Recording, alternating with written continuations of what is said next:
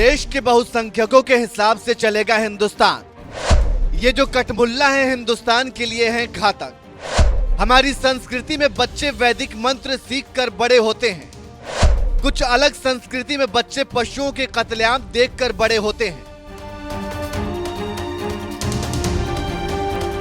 आप यकीन नहीं करेंगे, ये शब्द हैं उत्तर प्रदेश की सबसे बड़ी अदालत इलाहाबाद हाई कोर्ट के जज की। नाम है जस्टिस शेखर कुमार यादव, जिनके इन्हीं बयानों की वजह से देश की राजनीति में बवाल मचा हुआ है, क्योंकि ये बयान उन्होंने विश्व हिंदू परिषद के लीगल सेल की ओर से आयोजित कार्यक्रम में दिया, जिससे हैदराबाद के सांसद ओवैसी पूरी तरह से बौखलाए हुए हैं।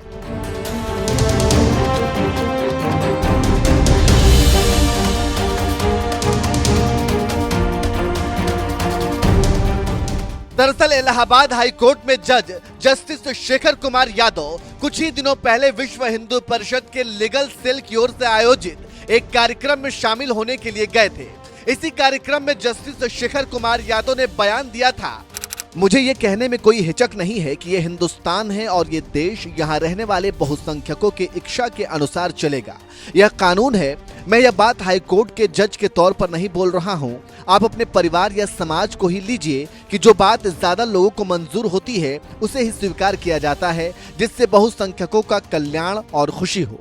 हाई कोर्ट के जज होकर के आप ऐसा बोल रहे हैं। कानून तो भैया बहुत संख्यक से चलता है। परिवार में भी देखिए, समाज में भी देखिए, जहां पर अधिक लोग होंगे जो कहते हैं उसी को माना जाता है। लेकिन आप जबरदस्ती करेंगे आप कि नहीं साहब हम तो ये मान के चलेंगे। लेकिन मैं आपको बता दूं, ये जो जिनकी हम बात कर रहे हैं सब बुरे नहीं है, वो सब बुरे भी नहीं है। ये जो कुरीतियां या बुराइयां जो हम आपको बता रहे हैं वो भी मानते हैं ये बुराइयां हैं। वो चार पत्नियों के पक्ष में नहीं रहते हैं, पत्नी को तलाक ट्रिपल तलाक के पक्ष में नहीं रहते हैं, बच्चियों को मार दिया जाए इससे पक्ष में नहीं रहते हैं। हाईकोर्ट के जज ने परिवार और समाज का उदाहरण देकर अच्छी तरह से समझा दिया कि हिंदुस्तान में हिंदुओं की सबसे ज्यादा आबादी है और ये देश उन्हीं की इच्छा के मुताबिक चलेगा। इतना कहने के बाद जस्टिस शेखर कुमार यादव कटमुल्लों की क्लास लगाने में भी देर नहीं लगाई और इसी कार्यक्रम में उन्होंने कहा, ये जो कटमुल्ला शब्द है ये सही शब्द नहीं है, लेकिन कहने से परहेज नहीं है, क्योंकि वो देश के लिए बुरा है, देश के लिए घातक है, खिलाफ है, जनता को भड़काने वाले लोग हैं। देश आगे ना बढ़े इस प्रकार के लोग हैं, उनसे सावधान रहने की जरूरत है। हमारी संस्कृति में बच्चे वैदिक मंत्र और अहिंसा की सीख के साथ बड़े होते हैं, लेकिन कुछ अलग संस्कृति में बच्चे पशुओं के कत्लेआम को देखते हुए बड़े होते हैं। इससे उनके अंदर दया और सहिष्णुता का भाव नहीं रहता।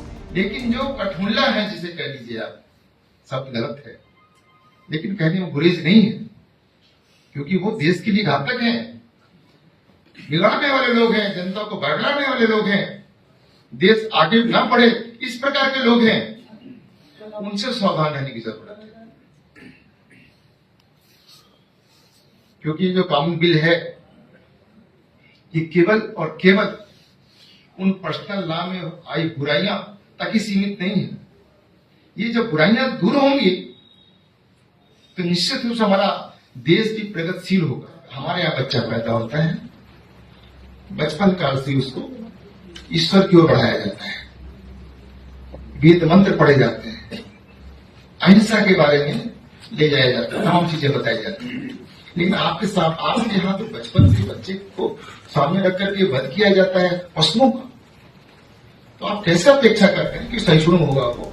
जस्टिस शेखर कुमार यादव यही नहीं रुके, उन्होंने महान समाज सुधारक राजाराम मोहन राय को उदाहरण देते हुए कहा, हिंदू धर्म में बाल विवाह, सती प्रथा और बालिकाओं की हत्या जैसी कई सामाजिक बुराइयां थीं, लेकिन राजाराम मोहन राय जैसे सुधारकों ने इन प्रथाओं को खत्म करने के लिए काफी मेहनत की।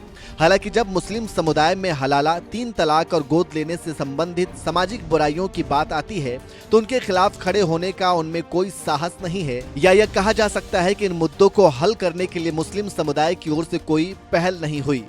ये बयान देने से पहले ही जस्टिस शेखर कुमार यादव ने खुद ही ये साफ कर दिया था कि उनका ये बयान बतौर जज नहीं है, क्योंकि इस तरह के बयान उन्होंने किसी कार्यक्रम में दिए थे, कोर्ट में नहीं। लेकिन इसके बावजूद ओवैसी जैसे नेता जज के बयान पर बौखला गए और सोशल मीडिया पर किए एक ट्वीट में कहा, कई मौकों पर वीएचपी पर बैन लगाया गया। यह आरएसएस से जुड़ा हुआ एक ऐसा संगठन है जिस पर वल्लभ भाई पटेल ने घृणा और हिंसा की ताकत होने के कारण बैन लगाया था। यह दुर्भाग्यपूर्ण है कि एक हाई कोर्ट के जज ने ऐसे संगठन के सम्मेलन में भाग लिया। इस भाषण का आसानी से खंडन किया जा सकता है, लेकिन जज को यह याद दिलाना बहुत जरूरी है कि भारत का संविधान न्यायिक स्वतंत्रता और निष्पक्षता की अपेक्षा करता है। ओवैसी का यह बयान बता रहा है कि हाईकोर्ट के जज की टिप्पणी पर वह कितनी बुरी तरह से बौखलाए हुए हैं।